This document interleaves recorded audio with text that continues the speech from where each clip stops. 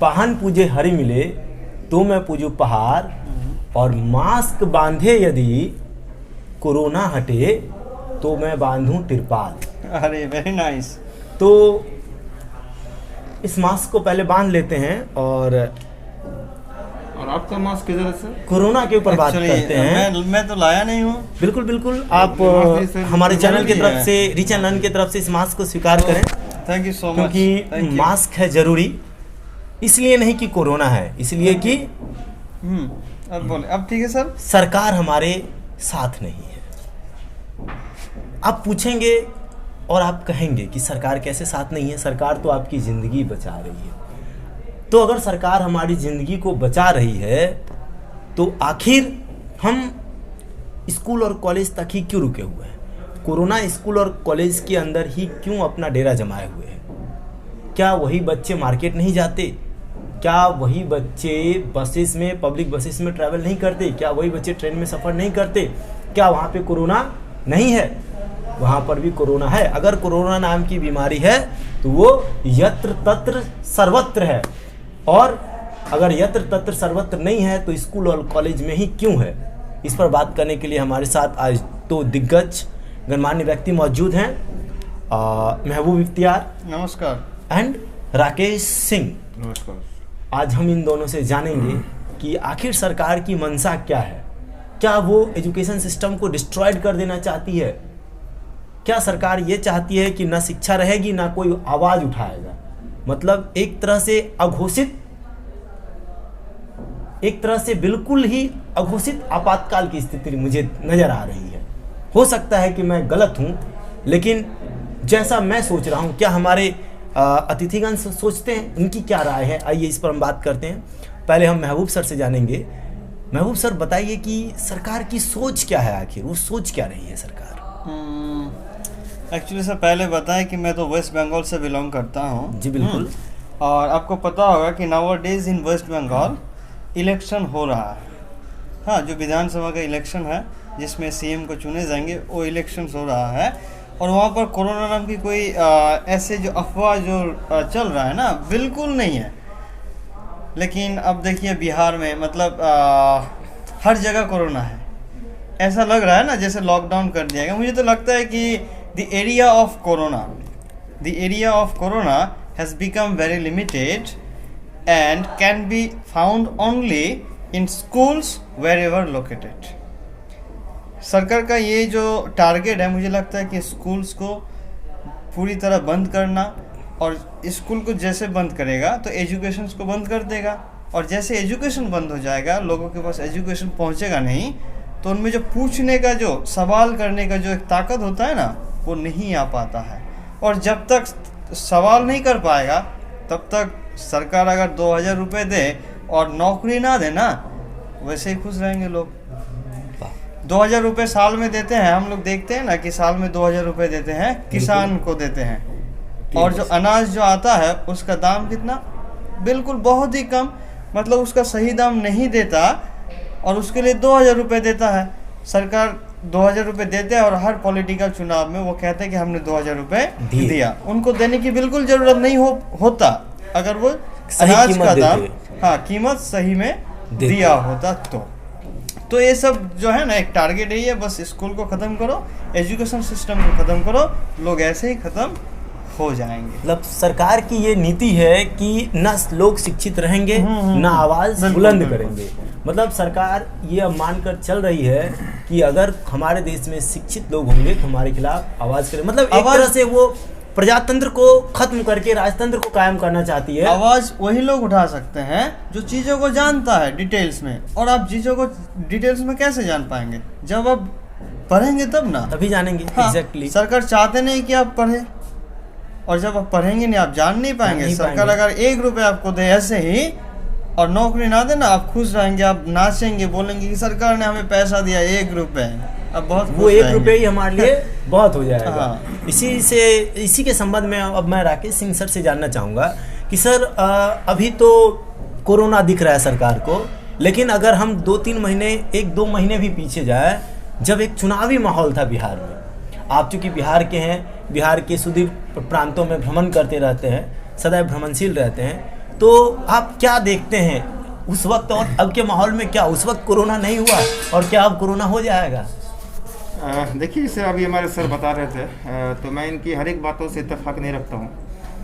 कुछ बातों को मैं खंडन भी करना चाहूँगा। जी जरूर, स्वागत है आपका। लेकिन वैसे लोग शायद मैं अभी बोलूँ तो आप कहें कि आप मोदी भक्त है, ऐसा कुछ भी नहीं है। नहीं हाँ नहीं, ऐसी कोई बात नहीं है। बिल्कुल, आप ऐसे विचारों की स्वतंत्रता है, सभी अपने विचार को व्यक्त कर सकते हैं। एक शेर मुझे याद आ रहा है जो हमारे गुरुदेव ने कहा था कि एक बार निकला शहर को दिल में कुछ अरमान था, एक बार निकला शहर को दिल में कुछ अरमान था, एक तरफ थी झोपड़ियाँ एक तरफ शमशान था, जब ठोकर लगी हड्डी में तो हड्डी का यही बयान था, ऐ चलने वाले जरा संभल के चलना, मैं भी कभी इंसान था। वाह वाह वाह। तो ये एक्चुअली सरकार की नीति कहीं ना कहीं दो ही नीति नजर आ रही है, इसमें नो डाउट, इसमें कहीं दो राय नहीं है। आप सर कहेंगे दो ही नीति कहाँ पर है? ऐसा भी सर ने कहा कि बंगाल में इलेक्शन हो रहे थे, क्या वहाँ कोरोना नहीं है? हाँ, ये बहुत बड़ी बात है सर। अभी बंगाल में इलेक्शन चल रहा है, वहाँ पे कोरोना की कोई बात नहीं है, और बिहार में अभी इलेक्शन खत्म हो गया तो यहाँ कोरोना आ गई है। हाँ। तो एक दृष्टिकोण ये है कि सरकार की यहाँ पर दो ही नीति दिख रही है कि जहाँ पर वहाँ इलेक्शन है, जहाँ पर उनका अपना यानी मतलब हाँ प्रॉफिट है, वहाँ पर कोरोना नहीं है। एटलीस्ट वो दिखा रहे कोरोना यहाँ नहीं है, जबकि वहाँ पर ज्यादा भीड़ हो रही है। ज्यादा सर एक कैंपेन जो पॉलिटिकल जो चुनाव जो गैदरिंग होता है ना, हजारों के तादाद में लोग आते हैं। हाँ, और अलग अलग जगहों से लोग आते हैं, अलग अलग जगहों से आते हैं, और आते ही नहीं है। और ऐसा भी कुछ लोगों से मेरी बात होती है तो बताते हैं वो बुलाए जाते हैं, बाकायदा पैसों पर बिरयानी पैकेट्स देकर बुलाए जाते हैं। दूसरे स्टेट से लोग आते हैं भाषण देने। अपने रैली में कितनी लाख, मतलब 10 लाख की भीड़, इतना भीड़ होता था। हाँ, तो बात कर रहे थे हम लोग। तो अब दूसरी बात यह है कि अब जिंदगी का सवाल है, ठीक है। एक तो फैक्ट है कि सर वहाँ क्या कोरोना नहीं है? क्या कोरोना एरिया देख करके जाता है जैसा कहा सर ने? बिल्कुल, मैं मानता हूँ इस बात से मैं इत्तेफाक रखता हूँ। लेकिन जहाँ तक बात है स्कूल कॉलेज की, तो यहाँ पर सरकार के साथ माना कि छोटे छोटे बच्चे पढ़ते हैं, बिल्कुल, और शायद छोटे बच्चे ज़्यादा इफेक्टिव होते हैं इनसे। जैसा बिल्कुल, जहाँ तक मेरी सोच है सर, मैं आपको खुद बता रहा हूँ, जहाँ तक मेरा अपना थिंक है, जी बिल्कुल, ज़्यादा इफेक्टिव होंगे। हाँ, फिर वही बच्चे तो फिर मॉल जाते हैं, दुकान जाते हैं, हाँ, बस में जाते बसेस में सफर करते तो हैं। ये चीजें हैं। तो सरकार कहीं ना कहीं ये दिखा रही है जो हम एक तरफ से आपका शुभ चिंतक हैं, लेकिन दूसरी ओर उनकी दो ही नीति झलक रही है। और जहाँ तक मैं एक बात को मैं आपकी बातों से मैं बिल्कुल सहमत हूँ कि शिक्षा इससे काफी प्रभावित हो रही है, लेकिन दूसरी ओर हमारी जिंदगी की शायद फिक्र है सरकार को, इसलिए हमारे सर अगर फिक्र होती तो स्कूल सिर्फ बंद क्यों होता? हाँ, आपको मॉल भी, मार्केट पूरा कंप्लीट बंद होना चाहिए था, क्योंकि बाकी सब खुली हुई है। सबसे अहम मुद्दा ये है सर, मैं आप लोगों से जानना चाहूँगा, सबसे अहम मुद्दा ये है कि जो हमारे बच्चे हैं, टीनेजर्स, उनको ऑनलाइन शिक्षा की ओर धकेल दिया गया है। और एज अ टीचर ये सबसे इम्पोर्टेंट बात है कि क्लासरूम का कोई दूसरा विकल्प नहीं है। लेकिन फिर भी हम मान लेते हैं कि कुछ बड़े स्कूल्स जो हैं वो ऑनलाइन पढ़ा रही है, वो पढ़ाने में सक्षम है। शायद जो बच्चे सिटीज़ में रहते हैं वो नेटवर्क से भी ज़्यादा प्रभावित नहीं होंगे, वो नेटवर्क कवरेज एरिया में हैं।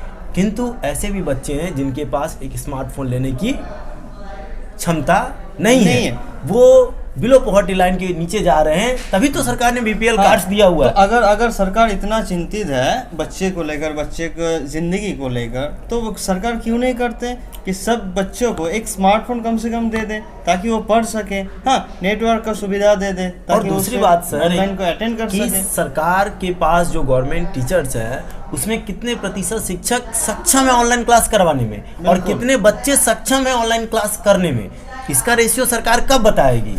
आखिर सरकार को तो इसकी जिम्मेदारी लेनी होगी। सरकार आए दिन बोलता है चलो हमने लॉकडाउन कर दिया, हाँ कर दिया, जब मर्जी तब लॉकडाउन हो जा रहा है। हम मानते हैं सरकार हमारे बच्चों के लिए शुभ चिंतक है, तो वो शुभ चिंतन उस वक्त कहाँ चला जाता है जब चुनाव होते हैं। जो चुनावी रैली में जो इंसान जाता है वो तो फिर वापस अपने घर भी जाता है सैकड़ों लोगों से मिलकर।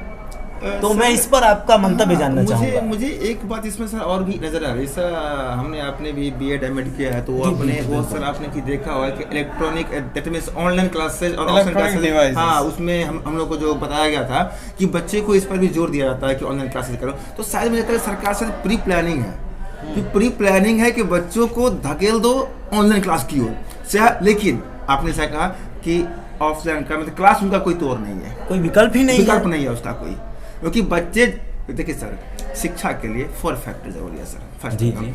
आई to eye contact, first, second smile, third enthusiasm और फोर्थ है प्रोटेक्टिव एटीट्यूड। ये चारों संभव है हमारे जब बच्चे सामने हो क्लासरूम में, तभी संभव है, अन्यथा कि संभव नहीं है। ऑनलाइन बच्चे पढ़ तो लेंगे परंतु शिक्षित नहीं हो पाएंगे, हाँ बिल्कुल। शिक्षित नहीं हो पाएंगे। देखिए बच्चों के लिए किताबी ज्ञान के अलावा भी बहुत सारे नैतिक ज्ञान हैं जो शिक्षक उन्हें देते हैं, और ये तभी संभव है जब छात्र और शिक्षक आमने सामने हों।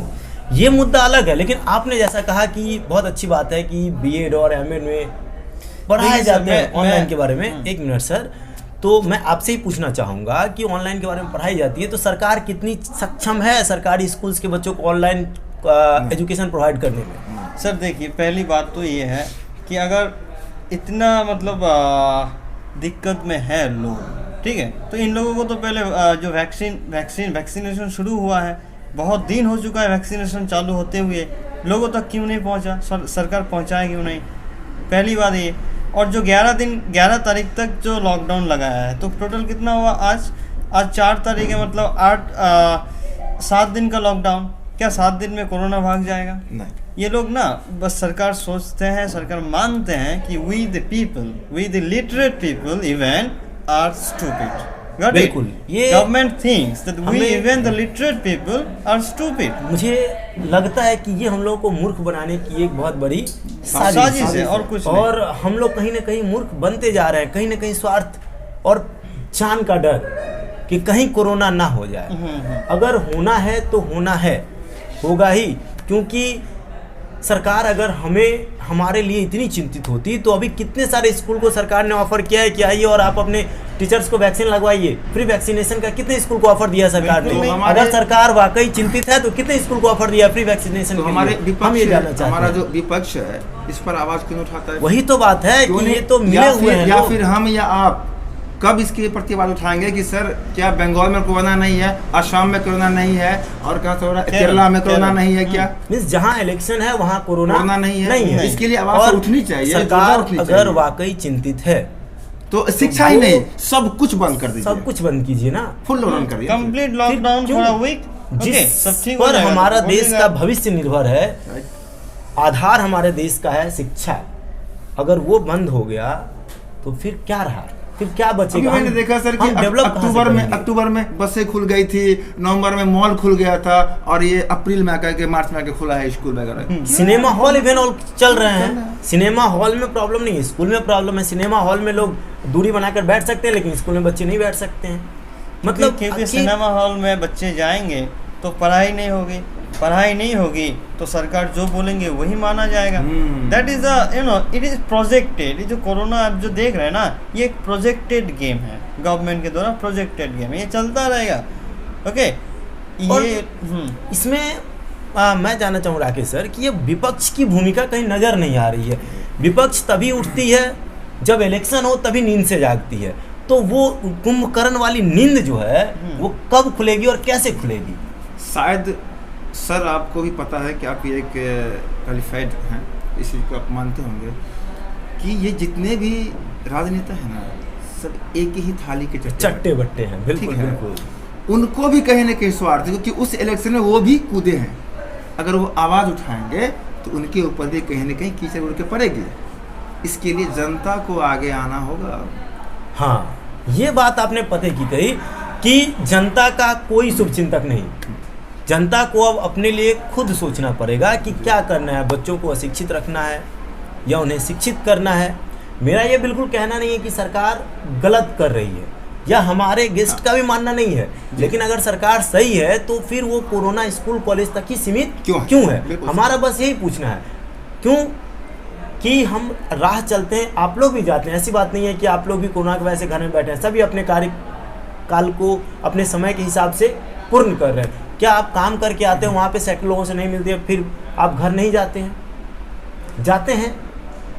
अगर कोरोना एक फैलने वाली बीमारी है जिसे हम आम भाषा में छुआछूत की बीमारी कहते हैं, तो सरकार ने इसके लिए क्या सोचा है? समुचित उपाय, ये नहीं कि बस लोगों का मन के भ्रम को शांत करने के लिए कि हम पब्लिक के लिए सोच रहे हैं, हम पब्लिक के लिए चिंतित हैं, ये समझाने के अलावा सरकार ने हकीकत में किया क्या? लेकिन फिर भी मैं सर अंत में एक ही बात कहना चाहूँगा, जी जी जी, जो सरकार क्या बोलती है, क्या करती है, स्कूल क्या करती है, बसें क्या करती है, मतलब नहीं है। बस हमारा अपना सेफ्टी से मतलब है। हम लोग सभी सरकार को न माने, बस अपने सेफ्टी के लिए मास्क लगा कर रहें, दूरी बना कर रहें। बिल्कुल बिल्कुल, इस बात का मैं स्वागत करता हूं जी। कि हम इस बात का ध्यान रखें, 2 गज दूरी, मास्क है जरूरी। लेकिन आखिर कब तक? मान लीजिए कि अगर ये चीज़ें जीवन पर्यंत चली तो क्या आने वाले समय में हमारा शिक्षा दर शून्य होगा? हम ये मानकर चलें कि हमारा शिक्षा दर शून्य होने वाला है। अगर इसी तरह चलता जी, रहा, जी, तो गवर्नमेंट संभावना अगर है। बार बार लॉकडाउन करते गए तो होना ही है। होना है। तो सीधी सी बात यह है कि ओवरऑल हमारे पास विकल्प है नहीं, क्योंकि हम अगर बिहार प्रदेश में रहते हैं तो बिहार गवर्नमेंट का सम्मान करना पड़ेगा और हम सब सम्मान करेंगे। तो अब जब सम्मान करना है तो ऑनलाइन की ओर रुखसत करना है। तो ऑनलाइन की ओर जाने के लिए, आपके बेहतर के लिए, आपके हित के लिए हमने एक चैनल आरंभ किया है जो आपको बहुत ही समुचित और सही ढंग से फ्री एजुकेशन देगी। तो कृपया आप उस चैनल को फॉलो करें जिसका नाम है रीच एंड लर्न। तो रीच एंड लर्न के थ्रू आप ऑनलाइन एजुकेशन को प्राप्त करें। हालांकि ये हमारी टीम का और हमारा व्यक्तिगत मानना है कि ऑनलाइन कोई बहुत अच्छा विकल्प नहीं है क्लासरूम का, लेकिन कुछ नहीं से कुछ भला। तो यहाँ पर आप हमारे चैनल को फॉलो करें, लाइक करें, कमेंट करें और शेयर करें। अब मैं चाहूँगा अपने मेहमान को जाते जाते दो शब्द कहें। बस मैं यही कहूँगा कि अगर आपको हमारी हम लोगों की परिचर्चा अगर अच्छी लगी हो तो इस चैनल को देखें, लाइक करें, कमेंट करें और ज़ोरदार शेयर करें। और इस चैनल पर आके अपनी पढ़ाई की पूरी समुचित व्यवस्था जो आपके लिए दी गई है उसका भी उपयोग करें। सर धन्यवाद। प्लीज़। हाँ, मैं तो यही बोलूँगा कि आपको तो आखिर में फिर से जैसे लॉकडाउन आ ही गया, तो मतलब आपको ऑनलाइन ही पढ़ना पड़ेगा। And for better understanding you must watch the videos made on different lessons related to your syllabus on this channel, okay, that is Reach and Learn. Thank you. Thank you. Thank you everybody. Please like, comment, share and subscribe.